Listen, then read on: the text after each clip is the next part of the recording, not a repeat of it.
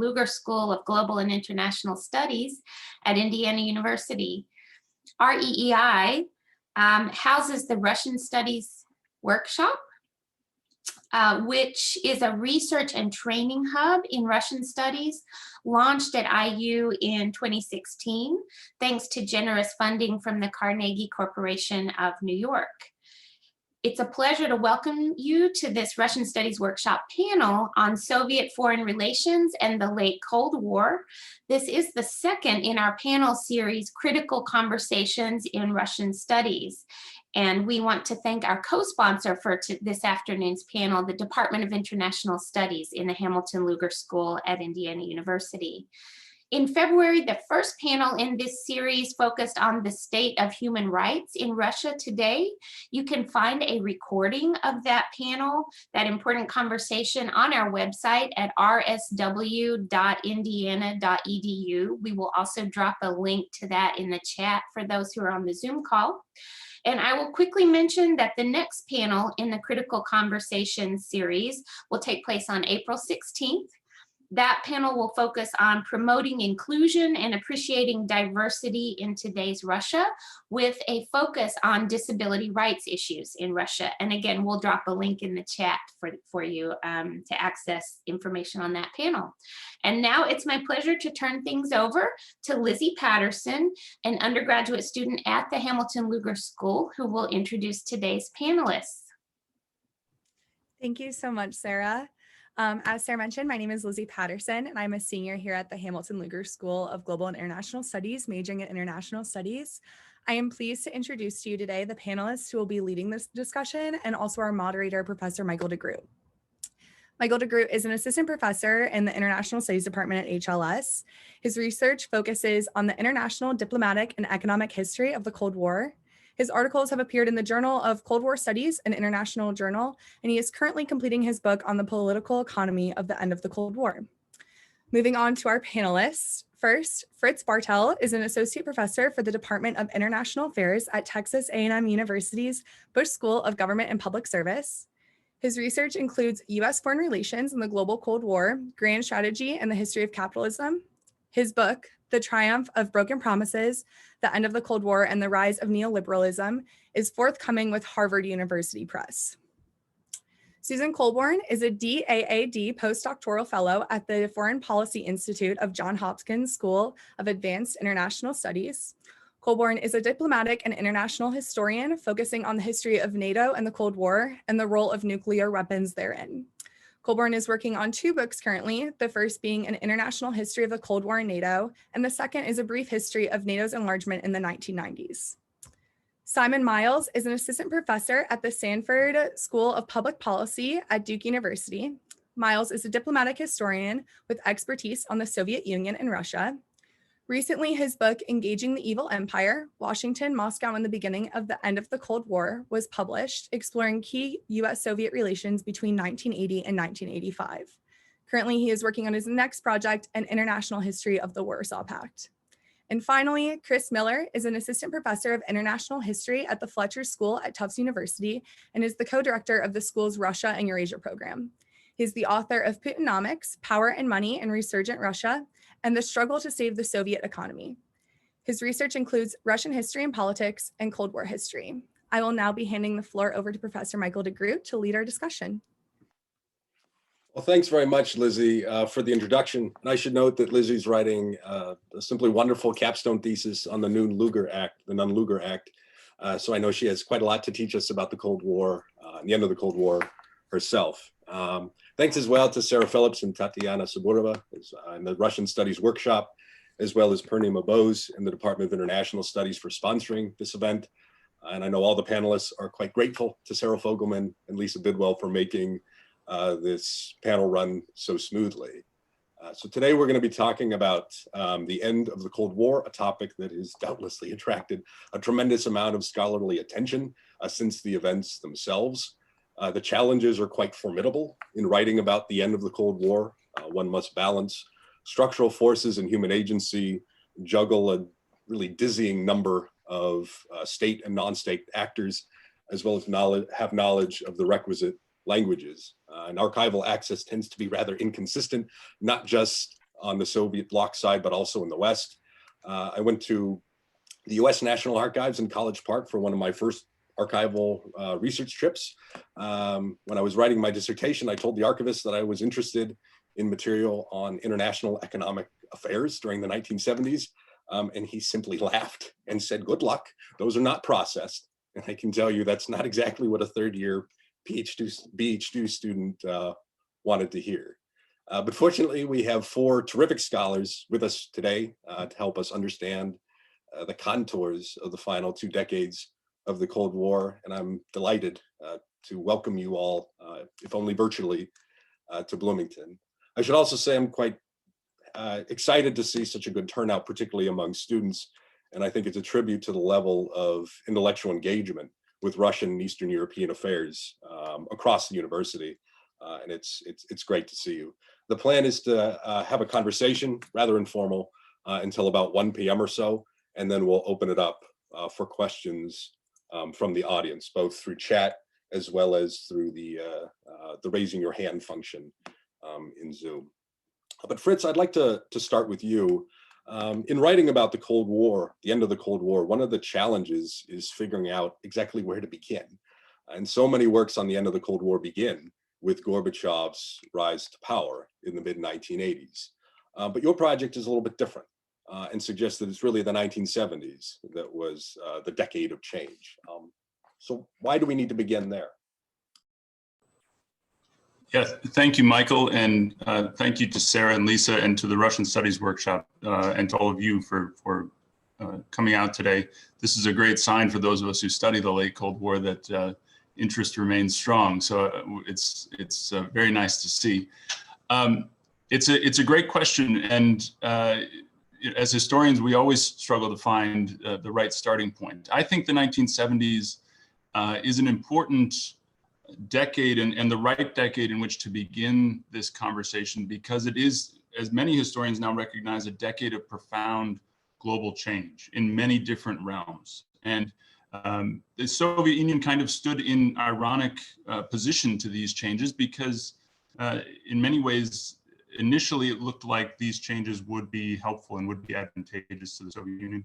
And it turned out that they were in fact the sources of challenge and ultimately of demise for the communist bloc. So if we think about issues of security, we can point to the rise of nuclear parity between the 2 blocs, a source of profound security for the Soviet Union and for the communist bloc. As that starts to develop, the United States and the West begins a new generation of military competition that ultimately proves very difficult for the Soviet Union to keep up with and to compete with. So just as it achieves this moment of security for itself, the terms of the competition begin to change. And I think that's something that recurs across a number of dimensions. We think similarly in the realm of politics and human rights. The 1970s are the time of the Helsinki Accords and of détente, partially which grants the Soviet Union something that it long sought, which was recognition of Europe's borders, post-war borders. At the same time, it also recognizes human rights as something that the Soviet Union and the communist bloc will live up to and will try to uphold. And this, of course, provides many ways with which the West and dissidents within the bloc can kind of have leverage over the governments of the communist world. And that will prove very decisive in the 1980s. Finally, in the realm of economics, many scholars now point to this decade as a really profound time of change, a time when the capitalist system was changing to a significant degree. The Bretton Woods system was collapsing. There were 2 significant oil crises that were profoundly affecting the capitalist world. Initially, all of these looked to be changes that the Soviet Union would either benefit from because it was a major producer of oil and natural gas, and it had a system of centralized planning that appeared to kind of insulate it from the crises that were enveloping the capitalist world. But over time, and what we now know and what Soviet policymakers realized by the 1980s was that these challenges were precisely the ones that they were ultimately unable to meet. So if we think about Stephen Kotkin is famous for saying that the Soviet Union was able to put up a rust belt, but it was not able to take down its rust belt. It was not able to move from an industrial economy to a post-industrial economy. That challenge is, I think, the one that ultimately comes to define the communist world in the 1980s, defines the challenges that it faces, and that really comes out of the oil crisis and the economic crises of the 1970s. So I think in a number of different realms, and everyone else on this panel will be able to speak to these as well, we can see the decade of the 1970s as one that appears to provide the communist world, and specifically the Soviet Union, with areas of security and areas of advantage. And those, over time, those advantages either prove to be very fleeting or turn out to, in fact, be sources of weakness. And those sources of weakness will come to influence the end of the Cold War in a dramatic way. Well, thanks very much, Fritz. I'd like to turn to Simon and ask a similar question, because in your terrific recent book, you situate, as you put it, the beginning of the end of the Cold War in the early 1980s. So Fritz gave us an explanation of why we should look at the 1970s as the decisive period. But you develop a different argument. Can you give us a sense of why you think it's the early 1980s that deserves our attention? Yeah, so let me preface my remarks by saying, there's a wonderful line in Ian McEwan's book, novel, Enduring Love, which is a great book. It's no atonement, but what is? Where he talks about beginnings, and basically says something to the effect of, I'm paraphrasing here, that all beginnings are artificial. What recommends one beginning over another beginning is how much explanatory power it has over what comes afterwards. And so, Fritz's argument makes a lot more sense by starting in the 1970s, I think, about borrowing and things like that. My argument is primarily focused on military balance of power. And so I was struck when I was working in the archives, in the Soviet archives, how optimistic they were in 1980, how pessimistic Ronald Reagan was in 1980, as he had been in 1976 when he ran against Jerry Ford for the nomination, and how in just 5 years, those basically flipped, right? The Soviets of 1985 are the pessimists, the Reaganauts of 1985 are the optimists. So to me, that made sense, in large part because I was curious about how we get that massive reversal of not only fortunes, but of perception, right? Of perceived balance of power. That to me was a really, really interesting puzzle. So to continue to abuse McEwan, the beginning that made the most sense to me was to pick the story up in 80, which was kind of the high point. 80, 81 was a high point of Soviet self-perception, which didn't mean that they weren't very aware of serious problems that they had. I'm not suggesting that they were pure optimists, but rather that it was really resonant to me in contrast with what happened just 5 years later. So as an author, in a sense, I was interested in a degree of parsimony of how kind of quickly that shift happened, or seemed to be happening to me from what I was finding in the archives. And then, in the book, and I won't belabor this point, I make the argument that it's that shift in perceived balance of power, which is a real driver of the events which we now call the end of the Cold War. Yeah. Thanks very much. And Susie, you work on this time period as well, what some scholars have called the so-called Second Cold War. And today, the concept of a second Cold War is thrown around quite a lot in the newspaper and can be a little confusing about whether or not they're referring to US tensions with Russia or China.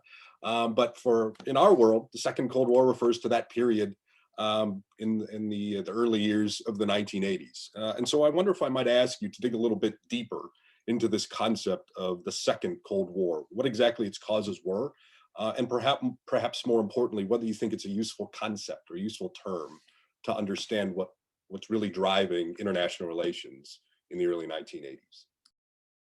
Yeah, Yeah, thanks, Michael. It's a good question. And I think the terminology is often a confusing one, not just because of the contemporary mix-ups that can occur. I once saw a panel organized around the concept of the Second Cold War at an academic conference where there were accidentally people talking about 1983 and 2014 on the same panel, purely a mix-up, a function of the exact definitional problems you're talking about here.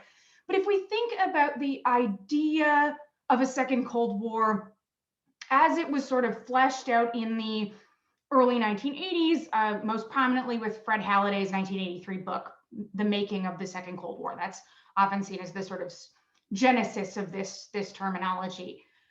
It speaks, I think, to a degree of profound change that happened in sort of the zeitgeist and the psyche of not just foreign policy analysts and politicians and policymakers, but just broadly citizens of the Western world, right? That the Cold War had returned in full force.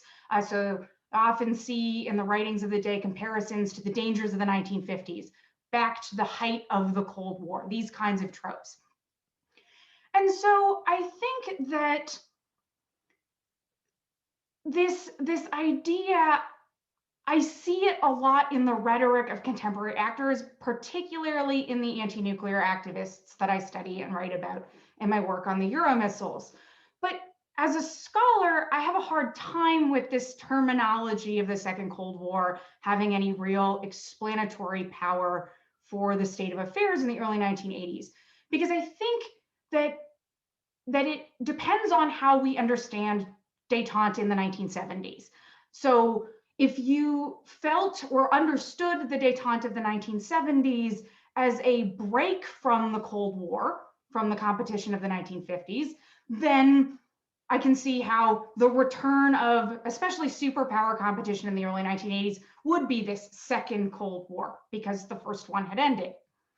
But if you think of détente, as I often do, as a continuation of Cold War competition, but just through different means and in different places, then the second Cold War sort of loses a lot of its explanatory power because the first Cold War never ended. But I think that it's critical to disaggregate, if I pick up on Simon's idea of perception and reality, between impressions of contemporaries and how we as scholars see it. So even if I, as a historian, maintain that there was no second Cold War, many of the contemporaries that I studied did, and that thinking shaped their attitudes and actions. And this is something, right, that drives protesters into the streets to speak out against NATO's plans to deploy new nuclear missiles in the early 1980s, as just one example. Thanks very much. And Chris, if we could turn to your work, one of the common criticisms about some of the research on the Cold War is that it takes place too much in the diplomatic sphere and gives too little attention to developments at home. And so your book, The Struggle to Save the Soviet Economy, looks quite deeply at the structural problems facing the Soviet Union. And so I'd like to ask if you could give us a better sense of what those domestic challenges were. What were those domestic challenges that faced Gorbachev and his predecessors? And perhaps what the nexus was between domestic policy and Soviet foreign policy. Yeah, thanks, Michael. I think there were two main domestic challenges that the Soviet Union faced. One, which was more political, the other more technological and not fundamentally solvable by political means. The first was that the people that held power in the Soviet Union were people that benefited from the status quo. And this is something that's the case in many political systems.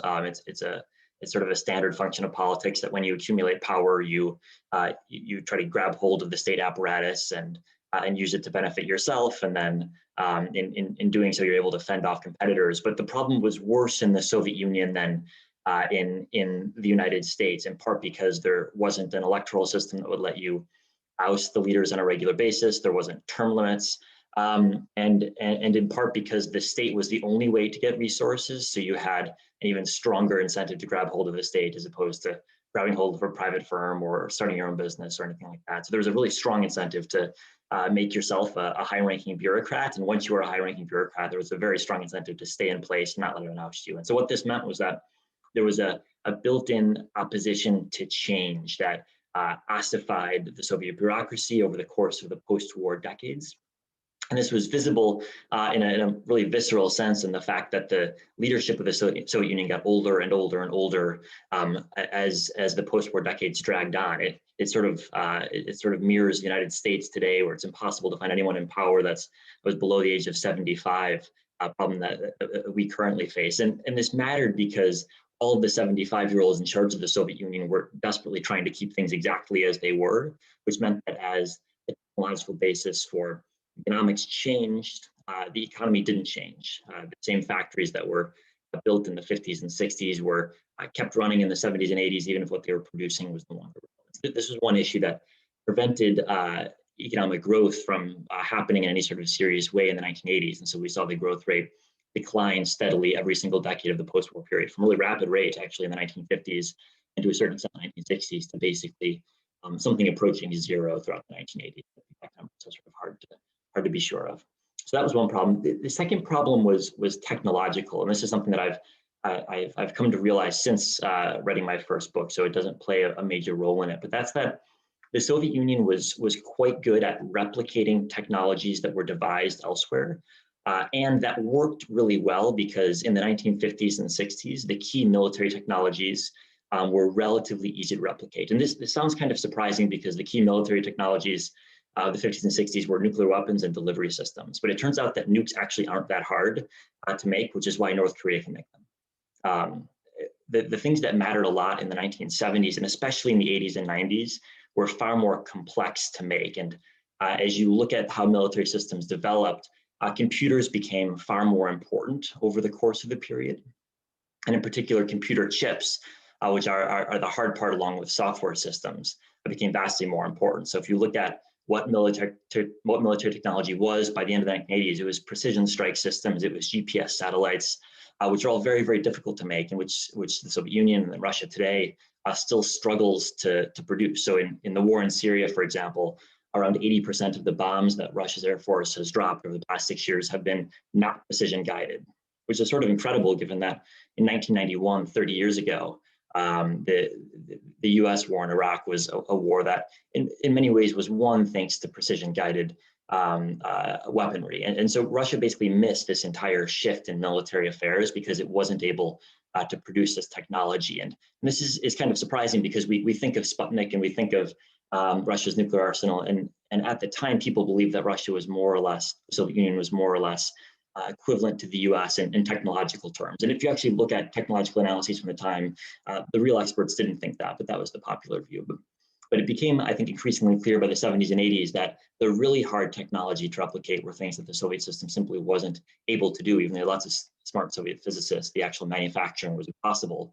And so by the 1980s, Soviet computer technology was based on getting 5 or 8-year-old versions of what IBM had produced, pilfering them out of the West and trying desperately to replicate them in the Soviet context. And that was a recipe for being constantly 5 to 8 years or even more behind in military technology too.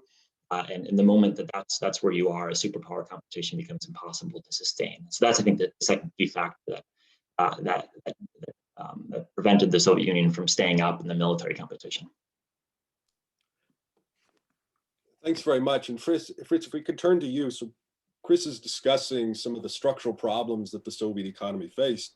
And so you, in your work, cast a wider geographic net and look at the ways in which domestic structural problems inherent in Marxist-Leninist economics interacted with structural changes in the global economy. So the first question I asked you was about why do we need to look to the 1970s as the decisive decade, and you illustrated for us what some of those structural changes were. So if we can complete the circle, so to speak, can you walk us through exactly how the structural failings of the Eastern European economies interacted with those structural economic changes on a global scale? Yeah, absolutely, Michael. So I think there's a couple important kind of lines to draw from the economic crises of the 70s to the late 1980s. And one of the important things to explain, of course, about the late 1980s is why the Soviet Union allows the revolutions in 1989 to happen. And I think what the economics tells us is that particularly with the oil crisis of 1973, the material burden of its allies in the Eastern Bloc skyrockets dramatically because the price of oil has quadrupled on the world market, and it's selling its oil to the bloc at a fixed price within the communist world. The opportunity cost of continuing to support its allies increases dramatically almost overnight. Now, the Soviet Union tries over time to rectify that difference. It starts to raise prices within the bloc, but every time it does so, it institutes a rolling system to raise the price. But it knows that as it's doing that, it's furthering the economic crises that are at work within the Eastern Bloc. So there's always this trade-off for the leadership in Moscow between how much do we want to support our population in our own country at home, and how much do we want to prevent crises within our allies from occurring. So something like the Polish crisis of 1980, the early 1980s, this question comes up specifically for the leadership in Moscow. And what they ultimately decide is that their allies are no longer worth saving. They come to repeal what's known as the Brezhnev Doctrine internally. They don't announce this to the world, but they reach the conclusion that if a solidarity-led government were to arise in Poland, ultimately that would be something they would have to accept because the costs of continuing to support their allied leaders in these countries were no longer worth bearing. Now, of course, General Jaruzelski and the declaration of martial law in Poland saves them from having to kind of come to terms with that decision.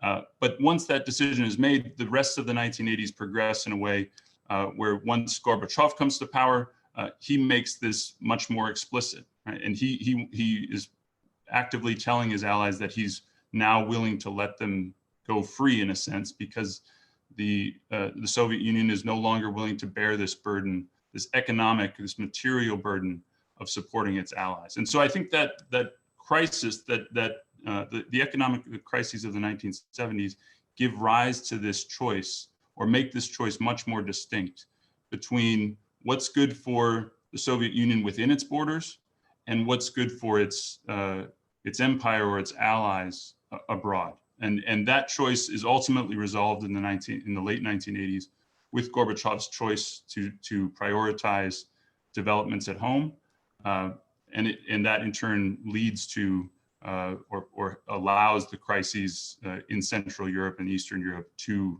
become the revolutions that they ultimately are. So that imperial choice for the Kremlin ultimately comes out of the 1970s.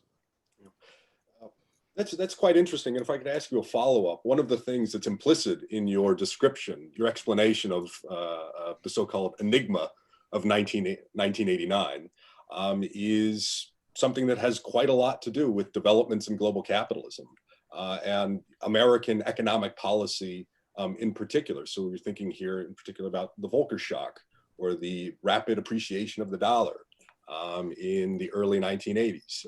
So do you think that that's a missed component of the literature that maybe we need to look a little bit more at the if we want to understand American contributions to the end of the Cold War? Perhaps it lies in something as seemingly mundane as Federal Reserve interest rate policy, things that at first glance appear as second order foreign policy issues. Absolutely. I think this was something it's much easier to see in retrospect than it seems to have been at the time. The global and international implications of the Federal Reserve's policies. So the fight against inflation within the United States, where Paul Volcker ultimately decides to let interest rates go to levels that they really had never been certainly in the post-war period.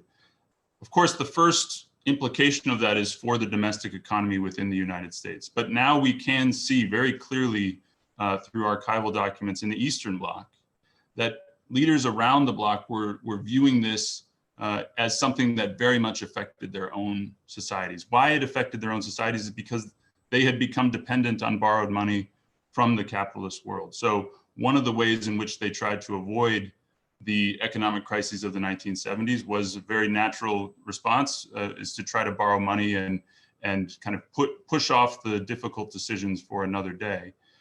The Volcker shock makes that much more difficult. They don't lose complete access to the market, to international capital markets after 1980, but it becomes much more difficult for them, and the conditions attached to it become much more stringent as the 1980s progress. And that really comes out of this central decision for the United States economy made in 1979 and 1980. And Simon, it seems as though the domestic American economic developments play a role in your book. You said a little bit earlier that it had a lot to do with the perceived balance of power and the resurgence of the American economy and its ability to adapt, however imperfectly, to the structural challenges of the 1970s played a big role in that perceived changing balance of power. I'd like you to ask for you to dig a little bit deeper into what those American contributions to the end of the Cold War are. So Fritz is pointing to one very clear economic one. And as a lot of people here know, the question of American contributions to the end of the Cold War is still a very, very political issue, where you have the so-called Reagan Victory School, or triumphalists, who contend that Reagan had a grand strategy meant to apply relentless political, economic, military pressure on the Soviet bloc, and that worked. To those on the other side of the spectrum who are all about the Gorby mania and suggest that it's the reason the Cold War ended, started, and stopped with Gorbachev. So as you've gone through the archival materials available in the Reagan Library as well as elsewhere, looked at archival material in Europe and the Soviet Union, where are we in terms of evaluating the role of the United States in the end of the Cold War? So let me actually answer the question not by focusing on what one might find at the Reagan Library, but rather what one might find at various locations in the former Eastern Bloc, former Soviet Union, because I think that has some more explanatory power, right? You can find huge quantities of paper in any presidential administration's records, which reassure themselves that they're doing exactly the right thing and that correlation absolutely equals causation, which we know isn't always the case. So let me shift the focus east, if you will. There's some really interesting material which gives us some sense of this. The first is that the first kind of big takeaway is that we shouldn't just discount Carter.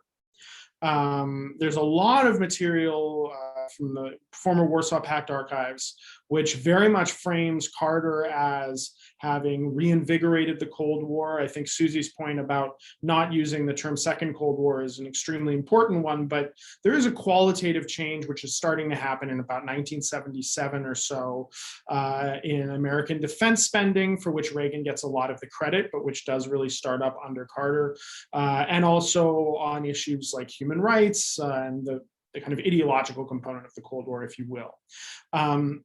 So actually, when Reagan gets elected, there's a lot of reporting in various Eastern Bloc countries that frames this as good news.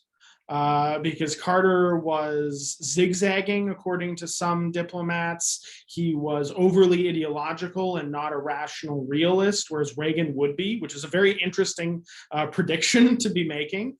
A lot of ink is spilled about how Reagan on the campaign trail won't really be the Reagan of the Reagan in the White House, because he's just saying this stuff, but he's really kind of in the pocket of big business, and they're not. This is, I think I'm paraphrasing Yuri Andropov, who's head of the KGB at the time, but of course goes on to be leader of the Soviet Union after Leonid Brezhnev dies in November '82, where Andropov says something to the effect of, they're not building factories and mansions just to destroy them.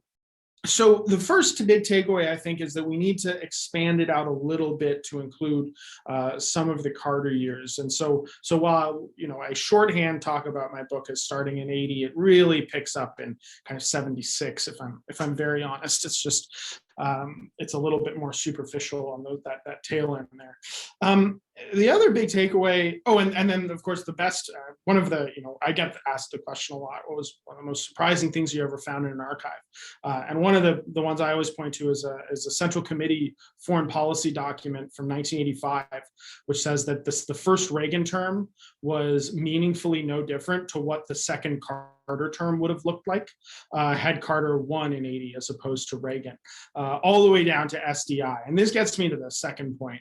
And I think I'm echoing some of what Chris said, which is the technological revolution in military affairs, which is happening in the 1980s. So first of all, the Reagan buildup is not happening during a time of plenty, right? There's a major recession in the United States. There's a little uptick after Reagan comes into office, but then there's a couple of years there of pretty bad news for the American economy. It's good news in the long run because, as Fritz talked about, interest rates are high, which attracts capital to the United States, which is beneficial for the American economy. But none of this is happening at a time of plenty. So when you look at something like SDI, it's not as if the Reagan administration really had huge amounts of cash to throw around on this unless they wanted to print it, which was not in the cards. So SDI matters less for space-based lasers and all of the very cool stuff that earns it its Star Wars moniker. But what SDI spoke to was the technological capabilities of the United States industrial plan. Right. And that was something that the Soviet Union, as Chris just said, couldn't meaningfully replicate. There's a wonderful line in a conversation between Nikolai Agarkov, who's the head of the Soviet General Staff, their equivalent of the chairman of the Joint Chiefs, and a New York Times, I think, journalist, where he says something to the effect of, in your country, children play with computers. In our country, we don't have enough computers for all of the offices at the Ministry of Defense. Which triggers a massive military reform that Agarkov gets going and which really actually only comes to fruition in 2008 and afterwards in Russia.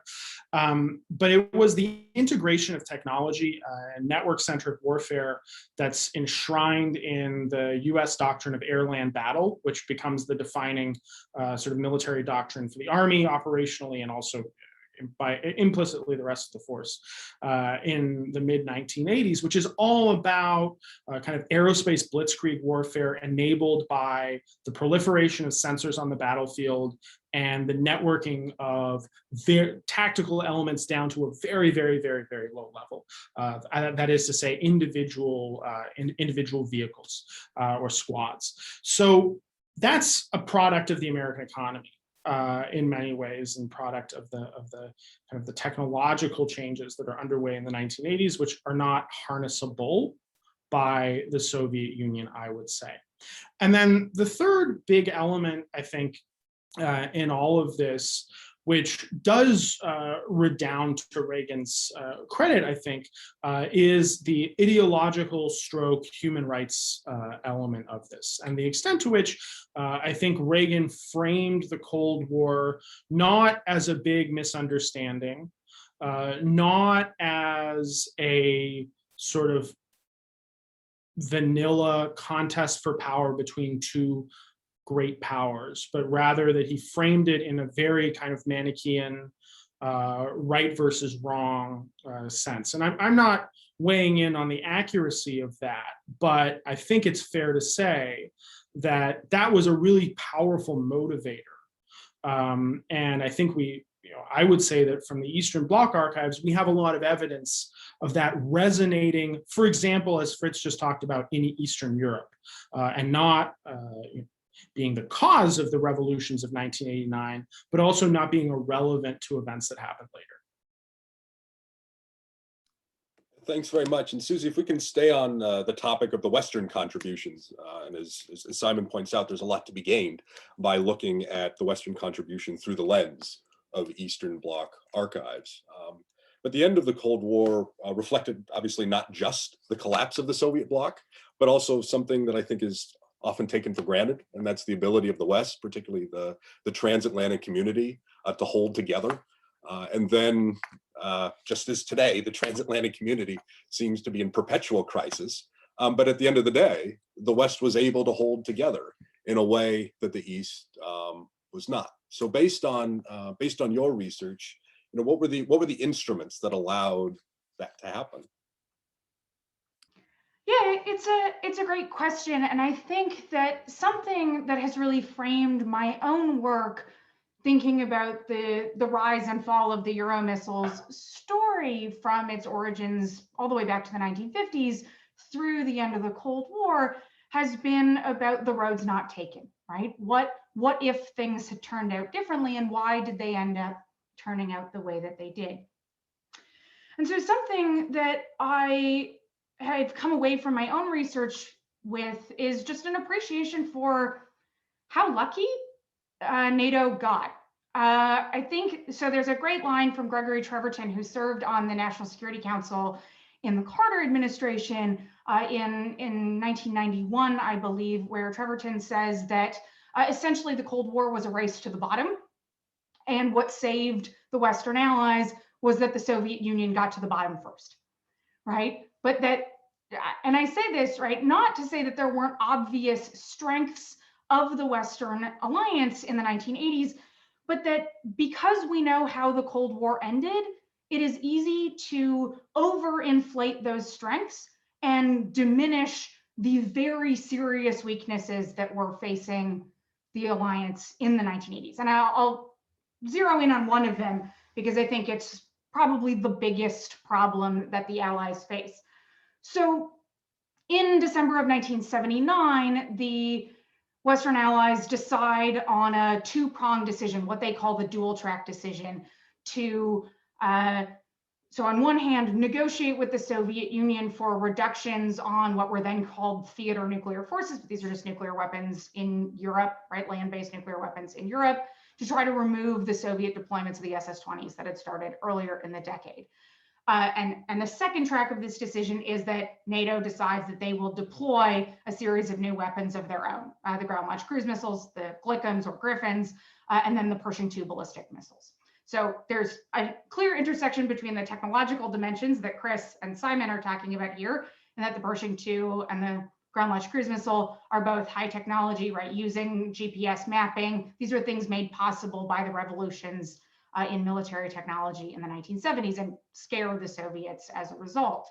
But they also, the prospect that NATO is going to deploy these weapons also terrifies their own citizens. And so in the early 1980s, you have massive demonstrations, right?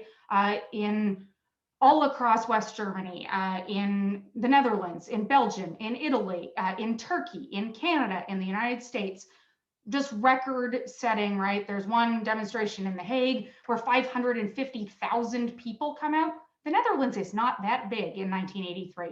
That is a lot of Dutch people who are concerned about the prospect that stationing these new missiles in their midst is going to lead to nuclear war, right? And if we think about the 1980s culturally, this is everywhere, right? War games or the day after, 99 red balloons. There's this moment of nuclear fear and anxiety. Now, NATO, despite this broad and very diverse public opposition, manages to see the deployments of the Pershing IIs and ground-launched cruise missiles through, starting in 1983. But there is a fundamental change that has taken place across the West. And in foreign ministries and defense ministries and intelligence agencies, from Washington to London to Bonn, reams of paper worrying about the democratization of security questions, right? And that voters across the alliance had fundamentally lost an appetite for a nuclear defense. And for NATO, that is the beginning of the end, right? If your voters will not sustain the expenditures necessary, but also are not willing to live alongside nuclear weapons, then everything about how NATO's defenses, right, the extended deterrent from the United States had worked, could be unraveled. And so there is this constant fear all the way up until the summer of 1989, particularly focused on the prospect that the West Germans might decide that they were done with nuclear weapons, right? That they didn't want to live with them. And the signing of the INF Treaty in December 1987, right, heralded as this big breakthrough in superpower relations, actually makes this feeling all the more acute in Germany, because the missiles that are remaining, right? The INF Treaty gets rid of everything between 500 kilometers and 5,500 kilometers, but there's these pesky short-range missiles that are left under 500 kilometers. And the Germans of all political persuasions start to fixate on this. And the sort of popular rallying cry, it's incredibly morbid, is the shorter the range, the deader the German. And so there's this concern that the Germans will simply vote for a government that will no longer sustain this.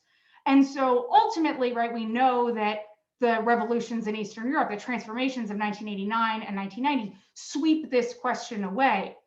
But in the summer of 1989, they're not so sure. And Brent Scowcroft writes this incredible memo to George H.W. Bush at the time, saying that unless the Soviet Union collapses, Germany, the Federal Republic of Germany, West Germany, an American ally, will be the biggest single threat to US interests in the 1990s.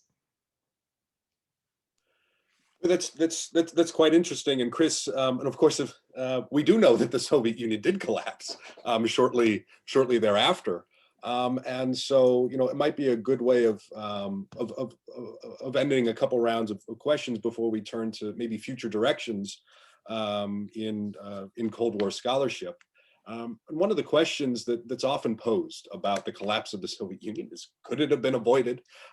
Could they have taken perhaps a Chinese path, which retained the political monopoly, but introduced pretty significant market mechanisms? So based on your research, and you've done quite a lot of archival work that and introduced scholars to a number of important documents on this issue, what is your read? You know, was that a possibility? Yeah, my view in looking at the documents that we've got from the late 1980s is that a quote unquote Chinese path in terms of market economics plus political centralization wasn't plausible for a number of reasons. One is that the Soviet Union was in a very, very different place from China economically. And so economic growth was just harder because the Soviet Union was already substantially richer than China. China was suffering from 25 years of Mao's misrule. And so almost anyone put in charge of China, if they'd just done nothing, would have presided over growth for at least a couple of years. All you needed to do is not be Mao and you got some growth. So it wasn't that easy in the Soviet Union. And the second thing was that the Soviet bureaucracy, which was the same thing as the Soviet managerial class, had become ossified and was opposed to the types of changes that you'd need to get growth, as I mentioned before. So those two factors meant that a shift towards a new economic system was only plausible if you'd had a big political shift too. And that's what Gorbachev didn't realize fully at first, and he came only to fully make sense of as he passed through his time in office and became more radical in political terms as well as in economic terms. But I think it's a different question to ask, could the Soviet Union have survived? Because there I think the answer is yes. And I think it's easy to imagine a circumstance where the Soviet Union had turned down the temperature of competition with the United States, perhaps even let a couple of the countries of Eastern Europe go free, but retained the monopoly of political power at home precisely by not changing anything. If Andropov had lived to be 110, I think the Soviet Union wouldn't have collapsed. Now, I don't buy the thesis that it would have become a rich country along Chinese lines either. But I think there's no reason to think that the political system was primed for collapse. And I think even Gorbachev, until very late in his time in power, could very easily have applied a relatively small amount of political violence at home and kept the Union together. I think all he needed to do was kill around 1,000 people in 1989, as late as 1989, to keep the pro-independence movements at bay. You only got the independence movements in the Baltics and then in Georgia and elsewhere. And it became clear that Gorbachev was only willing to kill up to a couple dozen, which is what we got. Any higher tolerance for violence, I think, would have succeeded in keeping the Union together. And I wouldn't have advised him to do that, but I think it's worth considering the counterfactual that many people in Russia today wish had been undertaken, which is that you'd had a bit stronger of a hand at the center, which means a bit more tolerance for political violence. I think they're right to say that could have kept the Union together in terms of keeping all of the constituent republics, even the Baltic states, within the Soviet Union.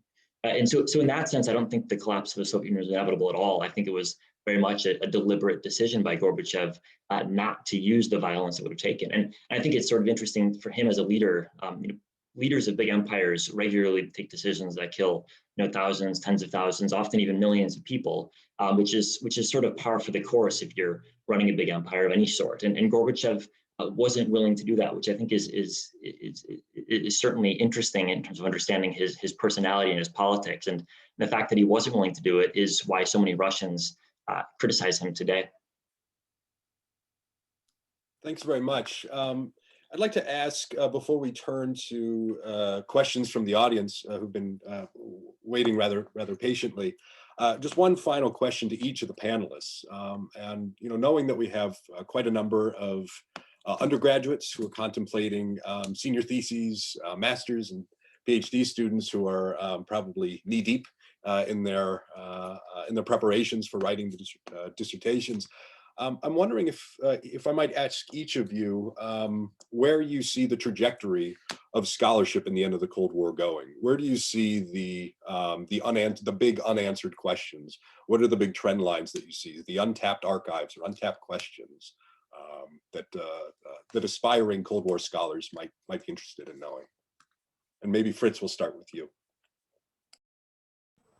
Yeah, well, there's much work to be done. So I think we are really still at the tip of the iceberg in many ways. I think the way I like to think about it is trying to connect structure, these kind of broad structural forces that we have been discussing in some ways with the discrete events of the late 1980s that comprise the end of the Cold War. I think there's a lot of work left to be, and that's what archival documents can tell you, is exactly how those two end up connected. I think we have some great hypotheses. I think all of our work on this panel is attempting to do that in certain ways. But whether it's Western archives, Eastern archives, much remains to be discovered precisely so that we can, whether it's economics, human rights, security issues, how exactly all of these broad structural factors translated into discrete events, which means connecting individual agents, which particular people, which particular institutions were the most important in producing the outcomes that we saw. I think many of those questions in both East and West remain to be seen. So as a personal person who studies economic issues, I would advocate that everyone continue to join me and Michael and Chris and others in trying to understand the political economy of the late Cold War, because I think it's a vitally important and still relatively understudied realm. But it's really true across the board that whatever your interest is, there's much that remains to be done. Simon? I think there's a few elements to this. So as Fritz said, I think very accurately, this is kind of right on the coalface of what's doable in terms of available materials. So in that vein, my first comment is not going to be especially helpful, and that's the intelligence component of a lot of this, on which we're still waiting for declassification beyond some pretty spotty materials. That being said, on issues like, for example, long-range intelligence, there's actually a lot that's out there on sort of big estimates about future trajectories. A lot of the primary sources have been accessible since the very early 2000s and are, for example, fully open at the National Archives, even if some of the folks there do dissuade people from working on those historical topics. I've had similar experiences to you, Michael. But that stuff's actually wide open on, forecasting the Soviet economy, forecasting Soviet strategic forces. There's a lot of really great stuff that's available. A lot of it's actually online too. The other element that people, I think there's a ton of work to do is in kind of the military history, the revolution in military affairs. And on this, the saving grace is the RAND Corporation, whose studies on the Soviet military are accessible at a huge proportion of libraries. I bet Indiana has a vast run of these RAND reports on the state of the Soviet military done under Project Army or Project Air Force. I know at Duke we do. They don't get checked out a lot. A huge proportion of them are just in my office. But there's actually a lot of raw material for some pretty serious study of the kind of RMA and the evolution of the Soviet military alongside the American, the Ogarkov reforms, et cetera. There's a lot that can be done on that. The third point is, I think, at least, that would be very interesting to me, is work that focuses not just on the superpowers, right, but that uncovers the agency of US and Soviet allies. And I think that there's a lot that you can do, in large part because I have found, at least, that their archives are vastly more open than those of the superpowers. In this case, the fact that the DDR or Czechoslovakia ceased to exist is a huge boon to historians, as non-existent states tend to be less worried about the national security consequences of declassification.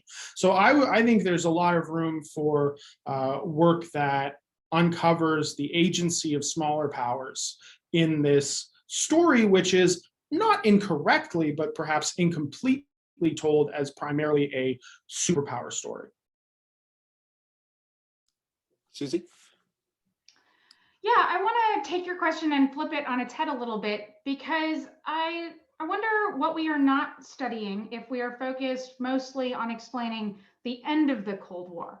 And so I'd like to think about how we could focus on the late Cold War as a period, not just a prelude, the sort of appetizer course for what we know is coming later.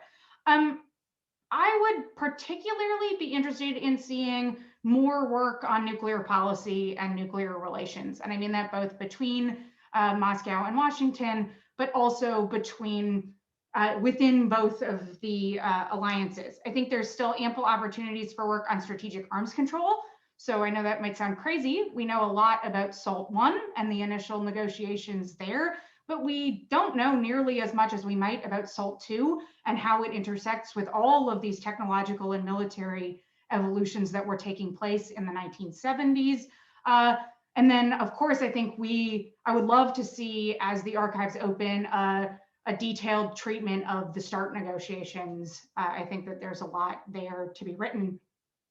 I also think there are some opportunities for much more detailed work about the nuclear dimensions of the Warsaw Pact's internal relations, particularly in the 1980s.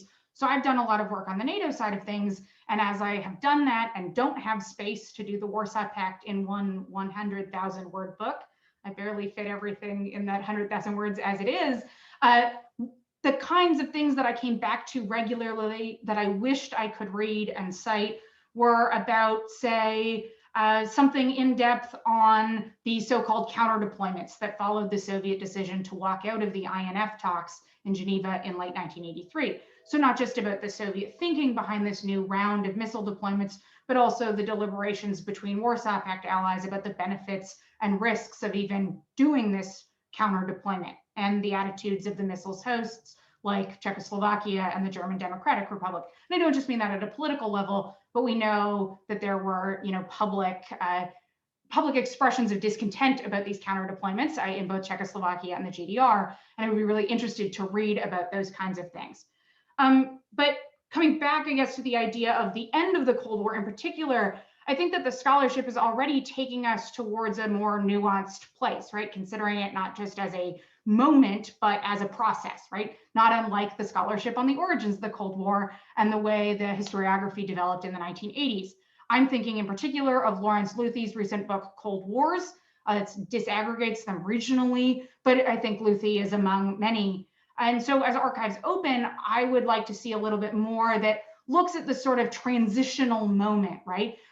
Bridging from the late 1980s into the early 1990s, and maybe not so narrowly sliced that it's just about 1989 and 1990 or just to the collapse of the Soviet Union, but really following some of the trends that bridged the Cold War into the post-Cold War period.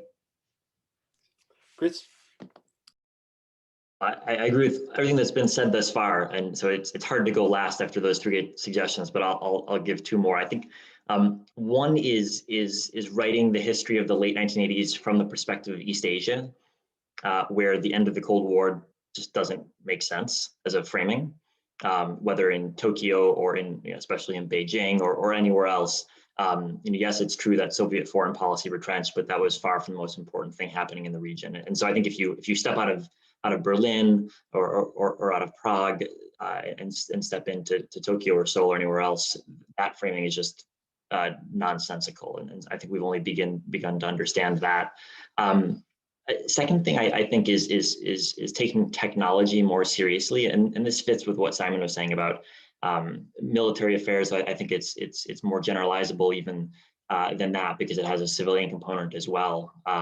And understanding why it was that the Soviet Union, which everyone thought in the 1960s was catching up technologically, by the 1980s was so clearly far behind in the things that actually mattered. And I think this is somewhere where the archives are all wide open in Russia and other parts of the former Soviet Union.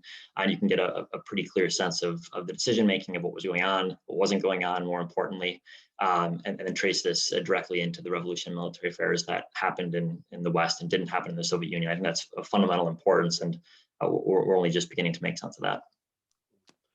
Well, thank you to all for rather illuminating and inspirational comments for future directions about where this scholarship is going. And so we're just a couple minutes behind, which I think is not too bad in terms of transitioning to questions from the audience. And I'm a bit overwhelmed by the response so far.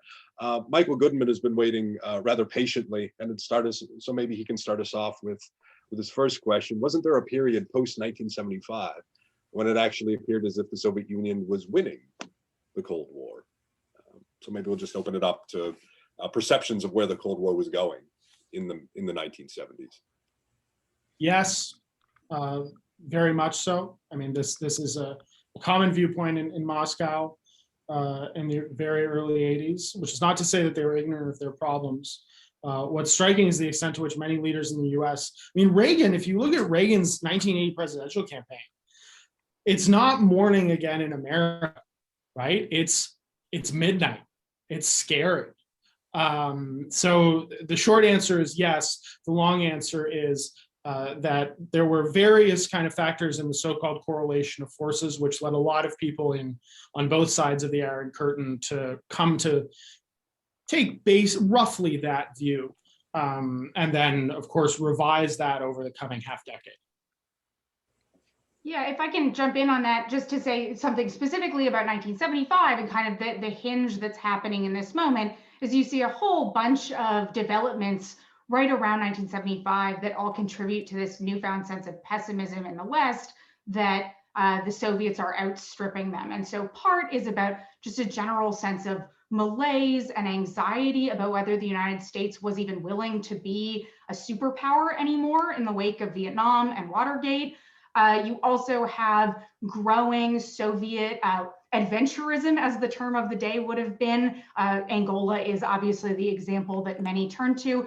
And so 1975, between these developments and then the signing of the Helsinki Final Act, right, this is really where you see a big uptick in outright critiques of détente as it had been pursued by Nixon and Kissinger in particular. And so this is when you get a really strong, diverse constellation of critics of détente who argue that it's a bad deal and that the West had been taken advantage of. And so there really is this sense of negative anxiety in the West about where they are relative to the Soviet Union. If I could add to one thing, that I think the striking thing to me, and I agree completely with the trajectory that was just sketched out, is the extent to which American elites changed their view. I mean, if you go back to Kissinger saw his job as managing U.S. decline, and I think it's empirically the case that compared to all Secretary of States in the 20th century, U.S. power declined more under Kissinger than any other, and he was basically resigned to that. Whereas when you get to Carter, sort of counter to what people actually think of as Carter, the view is the opposite. The view is that actually there's new technology that can be applied to the military, actually that you can take Silicon Valley and put it in weapons systems, and this is going to create a revolution in military affairs, which was the strategy. And that was something that was inconceivable in the early 70s, but became supported by bipartisan leaders by the late 70s. And that shift in attitude from accepting equality to trying to regain hegemony, I think was really fundamental in explaining why the Second Cold War started. So I think with the outpouring of questions, I think we may just have to bounce between the lists with the chat and the participants. So we have a student question. Becca, please go ahead. Yeah, hi. My question is mainly for Mr. Miller because it's something that you said, but anybody, of course, can feel free to jump in on it. So I'm in one of Professor de Groot's classes, and we talk about how the 20th century was like huge for the rise to importance for oil, and and the influence it had in economics and politics and diplomacy, and I mean pretty much everything. And so we've just been learning about how even throughout a lot of the Cold War, there were points when the Soviet Union really catered to the Western world, even at their own and their geographical neighbors' expenses, because they really desperately needed certain technologies to develop the oil fields in Western Siberia. So I thought it was really interesting when you said that the Soviets were quite good at replicating technologies. And of course, I'm viewing this through the lens of like this very specific area of Soviet life. But I was wondering what the disconnect was. Like if the Soviets had such a knack for developing their own versions of Western technology, what got in the way of them making their own equipment for developing those oil fields in Western Siberia? Yeah, and this is a fundamental question of why the Soviets could copy some things really well and not copy others that one might think would be easy to copy. And I think the answer, and I'm working on a book right now on the history of the computer chip in international politics, which is sort of a case study in this. But I think the answer is that manufacturing got vastly more complex over the course of the 20th century, which is sort of obvious, and it became harder and harder to copy advanced manufacturing. And so when you look at the types of things that were cutting edge in the 70s, 80s, 90s, they involved far more parts and far more precision, and the precision is the most important factor than anything that anyone was making in the early 20th century. So the scale at which you needed to be able to manufacture, millimeters and then nanometers, and you're talking about tiny scale, became vastly harder to replicate. So I can give you an example from computer chips, which I know much better than oil drilling technology. In the first computer chips, the designs were carved by hand because the transistors were large enough that you could take a penknife and carve out a design. By the time you get to the 1970s, you had thousands of transistors on a 1 square inch chip. But I think in the 1980s, you had tens of thousands reaching into the hundreds of thousands. And so it's just impossible to do by hand. You needed extraordinarily accurate chemicals, extraordinarily accurate lenses to shine light that would carve out circuits onto a chip of silicon. And you needed all these different parts to be produced with extraordinary precision. It just became very, very, very difficult to do. And so we put the best manufacturing enterprises together in the Soviet Union, and they just couldn't replicate it. Even when they had the designs, you could steal designs all you wanted, you just couldn't replicate it unless you had the tools and the know-how. And that became just harder and harder to do across a larger and larger share of advanced manufacturing as the 20th century went on. All right, thank you so much. We have another question in the chat, which seems like a really fundamental one to the topic we're discussing. Are there any indications in the documents in the archives that the Soviet leadership wanted to stop the arms race in order to spare the domestic economy? Very much so. So I think there's a lot of evidence from the Gorbachev years, which are probably best known, where Gorbachev is actually fairly explicit in his dealings with Reagan and with others about the sense that spending vast quantities of money on not just the existing arms race, but on the new paths that it might take, inspired by SDI, it's not something that he wants to do, and that he wants to invest money in improving the domestic economic sector. And I think Chris has summed up really well the cash-intensive problems which there were in the Soviet domestic economy. But I also see the same running through Konstantin Chernenko, Gorbachev's immediate and brief predecessor, Yuri Andropov, who led the Soviet Union for a couple of years before Chernenko, after Brezhnev, and also under Brezhnev as well, that there's an impetus to basically use space to buy time. That is to say, to get some breathing room in the Cold War arms race competition in order to invest in the Soviet domestic economic sector in such a way that would ultimately redound to the Soviet Union's benefit in Cold War competition, right? These aren't pacific impulses that I'm talking about necessarily, but there was a strong sense that military-industrial complex was inefficient, was a drain on a lot of the Soviet economy, and that those resources could be better used if diverted, and that substantially predates Gorbachev. Michael, I might just add, I think another element of why the Soviets, particularly by the 1980s, are interested in stopping this arms race is because they've come to recognize that the Reagan period has opened up vast new quantities of resources for the West itself.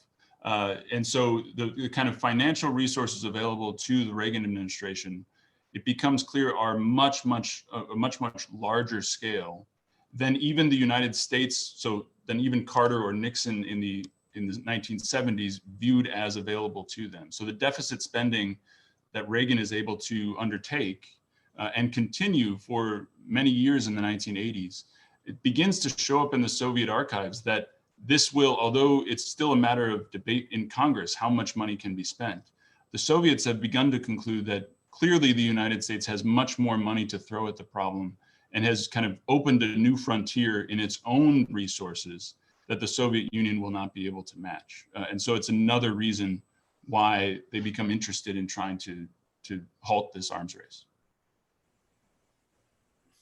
Maybe a question from the list. Kit, please. Go ahead. Yeah, thank you. So I was particularly struck by what Mr. Miller mentioned, or Professor Miller, about the Soviet Union could have survived the late 1980s by just killing around 1,000 people. What struck me as interesting isn't that what Russia has been doing throughout its history, especially towards the end of the Tsarist regimes? I mean, in a way, with nuclear weapons in play now, could we think of Gorbachev's decision to allow revolution to happen within the Soviet Union as a way to, in a way, provide more stability and give Russia a head start in the rebuilding process? I mean, with nuclear weapons involved, this is particularly important since we don't want any rogue states acquiring nuclear weapons and actually using them, which I'm opening this question up to everyone, so. Well, I'll try to give it, and I think that, so yeah, so you're right that there's been political violence applied in Russia, but I think that's true in every country to differing degrees. So it's just a question of what degree is applied at what time. And I think the level of political violence that you need to apply to hold on to power if you're a political leader changes based on the context. So, if you wanted to take power in Russia in 1918 amid the revolution, you'd have had to apply a lot of political violence just because there were a lot of people with guns running around.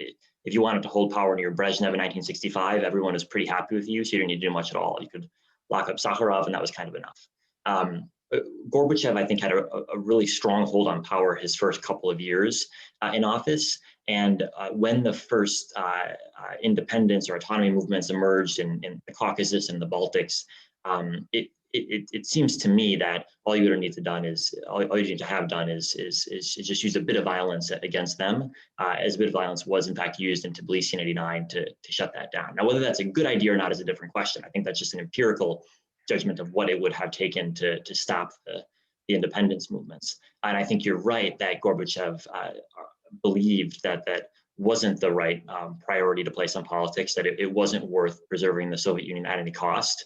He wasn't willing to use much violence at all to preserve it, and he felt that the Union as a whole would be better off if it moved to a type of politics that used less violence in practice. And the tragedy, of course, is that what followed Gorbachev wasn't actually substantially less violent. You had violence used in different ways, and it was less centrally directed, at least at first. So we can argue whether the result was better than the practice of politics under Gorbachev. But it's I think certainly the case that had he been more willing to use violence, he could have prevented some of the forces that were pulling the Soviet Union apart.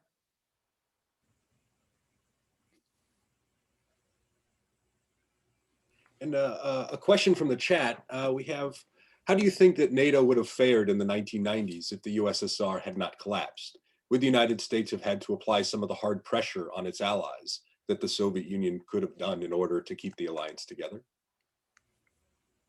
I mean, it's an interesting question, right? Because so much of how the 1990s evolved is at NATO a story about dealing with Russia post the Soviet Union. So there's a huge counterfactual avenue here that opens up many of its own little mini avenues that we could consider. But I think that if we think about this, the state of affairs at NATO in the late 1980s, I mean, some of the problems that Fritz sketched out that are facing the Soviet Union in the 1980s with its allies are also happening in the West. We just call it by different names. I mean, right, Fritz used the phrase, the material burden of allies increases. NATO just calls that burden sharing, right? And then you have an argument about how much Congress is willing to pay based on the general political contours of the debt, right? And this is an issue we all know well if we look at the Open a News outlet now, right? There are some problems at NATO that are enduring. And I think, you know, if I think about the work of someone like Tim Sale, who recently published a history of NATO throughout the Cold War, that those continuities, right? That there are just underlying patterns of tension, and that so much of NATO's history, even in the Cold War, right? We think about it as an institution designed to face off against the Soviet Union, but so much of NATO's history is about internal tension that I can see many sources of continuity that would have happened if the fate of the Soviet Union had turned out to be different in the 1990s. Many of them based around internal issues about burden sharing and how to sort of share that. And then obviously the extension of some of the internal weaknesses and problems with public opinion and public support that I mentioned earlier. Those would have endured in the 1990s. John Dare? Yes, hi.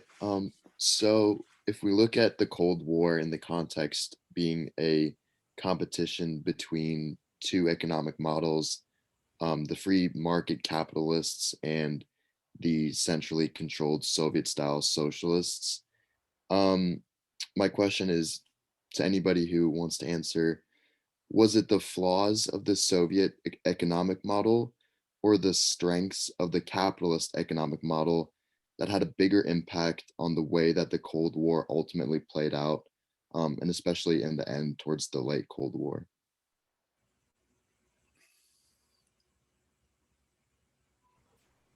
I'm happy to give it a shot.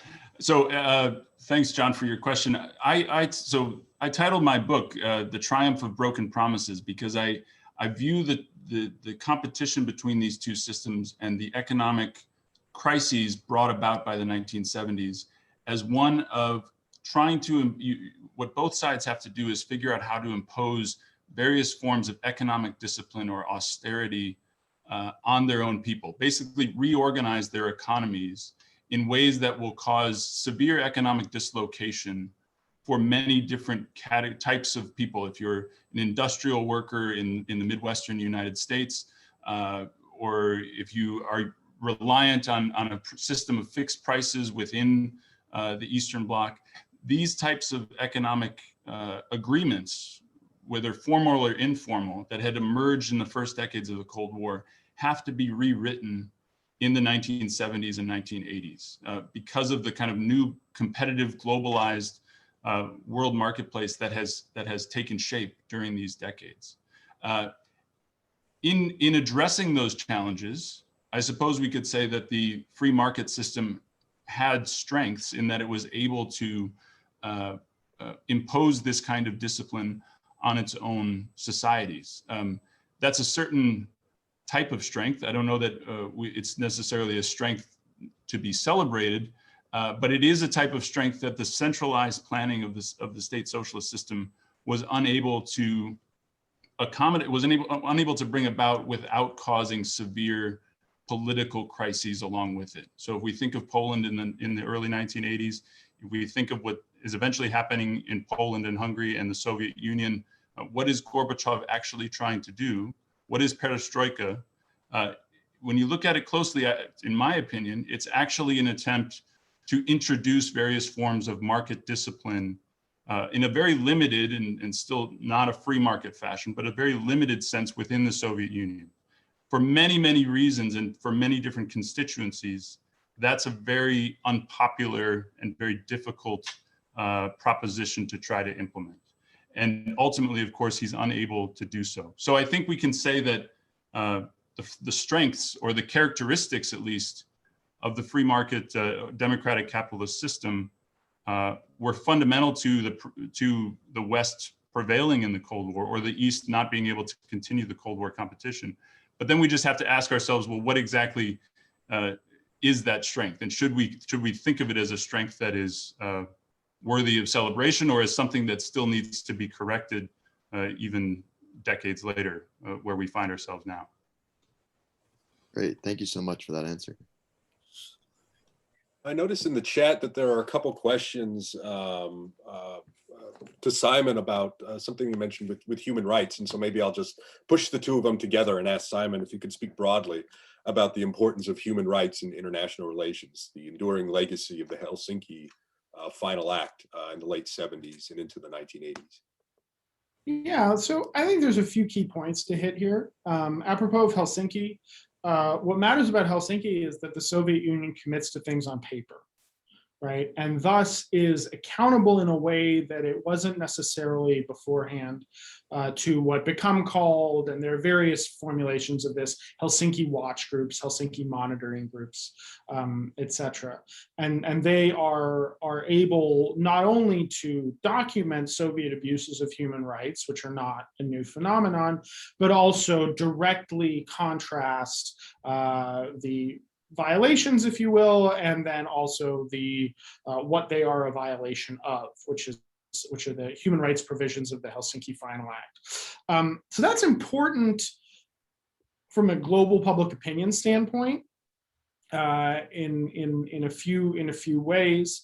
And I think also the other point that I would make on the human rights front is the extent to which it is a rallying cry for individuals seeking to understand the Cold War, right? Especially by the late Cold War period, we're not talking about people who understand this in the context of the immediate aftermath of World War II, right? There's a new generation of people coming into power and certainly coming into voting booths, who don't have a collective memory of World War II, for example.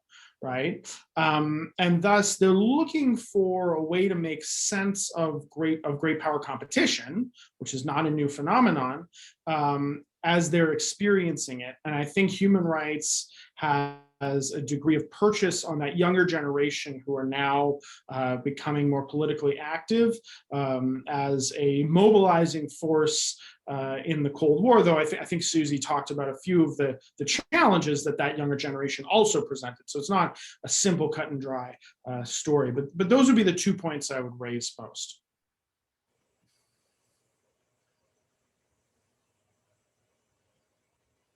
Quinn Buckley, go ahead. Yes, so I think a couple of you mentioned that there's a little bit of a distance between, like in the West, the public and experts on the technological capabilities of the Soviet Union. So is there a particular point where the perception by the public at least began to shift more towards that of the experts, or was that really the perception until the Soviet Union collapsed ultimately?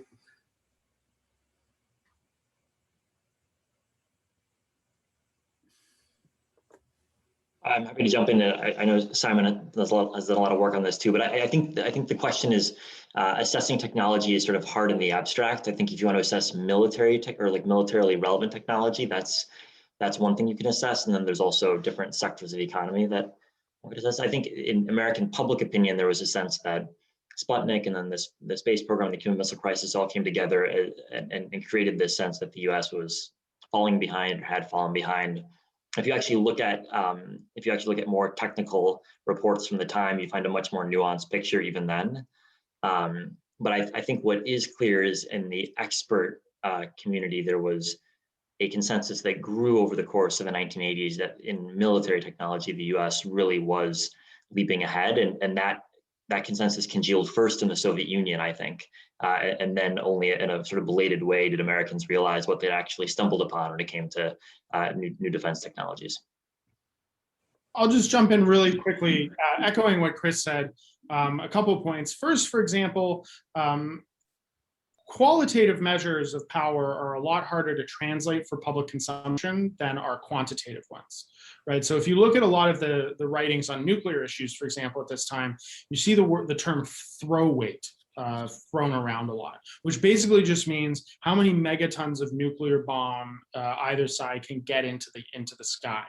That's a theoretical number. So then you kind of drill down, and this is where you start losing people. Well, are those rockets liquid fueled or solid fueled? And if they're liquid fueled nuclear intercontinental ballistic missiles have a really nasty habit of blowing up on the launch pad and never actually launching. This was a big problem in the Khrushchev years in particular. And so then, you're getting down into these layers of complexity, which just aren't resonating with people because it's arcane. It's kind of this nuclear actuary kind of stuff. So that I think gives us some purchase on the gap. And then, if you're West Germany, for example, if you're the BND, the West German, the Bundesnachrichtendienst, you know that East German spies are coming into your country under diplomatic cover, buying as many IBM computers as they can, getting them into the embassy, putting them in diplomatic bags, and then getting them back over the Berlin Wall. Like, that's a really big data point that these guys need to do this. That tells you, that has a lot of explanatory power about the state of the Soviet economy, well beyond the computing sector, which was most developed to the extent that it was in East Germany. But how that kind of worked throughout. And there's been some really good actual work done on East German technological espionage, which I think is really relevant here. Again, though, that's information that's privileged information. That's not going to be made public. I think it's when you look, for example, at the state of the Soviet military's performance in Afghanistan, that you start thinking, okay, these folks have really serious problems. And it wouldn't be accurate, I think, to put a fire break between military and civilian technologies. As we know from the American case, there's a huge, I don't know if the correct term is trickle down or spillover or reciprocal or what have you, relationship between the development and the implementation of some of these tools in military context and their civilian applications, as anyone on this call who has a zipper on their clothing or Velcro is proof positive. Thanks very much. And I'm so sorry to have to turn away so many wonderful questions, but if maybe we can squeeze just one last one in from the chat. And this refers to a term that hasn't come up quite yet in our conversation, and that is Gorbachev's vision of establishing a common European home. So maybe we could ask somebody to explain very quickly what that common European home was all about. And the question's asking, where exactly did the US have a room within this European home?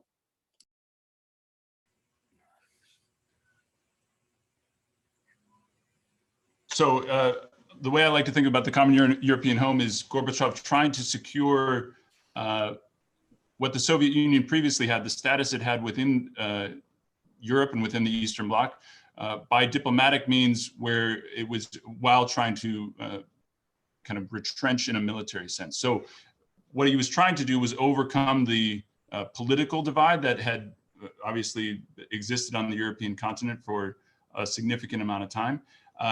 This was his means of establishing, or at least rhetorically referencing, an organization that would include all of the partners within NATO and the European community and the Warsaw Pact.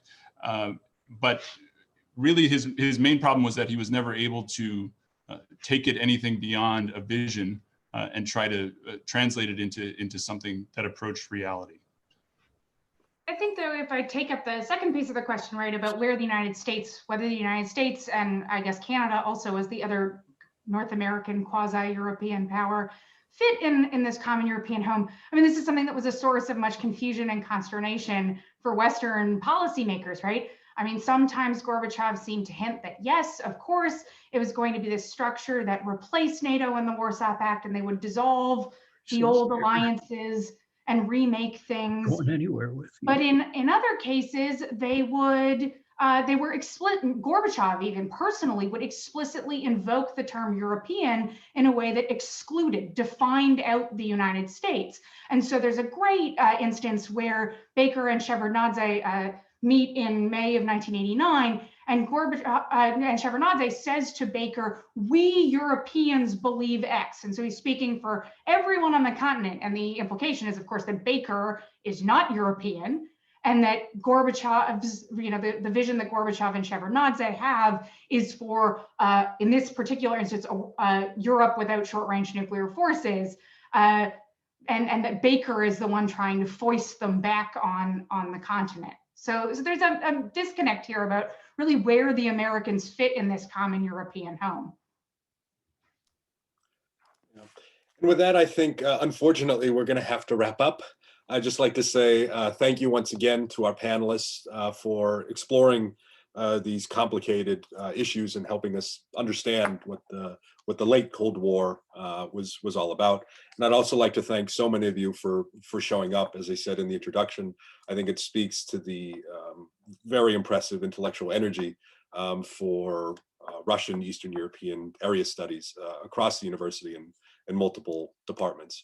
And so with that, I'll wish you a very pleasant afternoon and weekend in Bloomington. We have very nice weather, and I hope you have a chance to get out and get out of the house. But with that, we'll have to say adieu.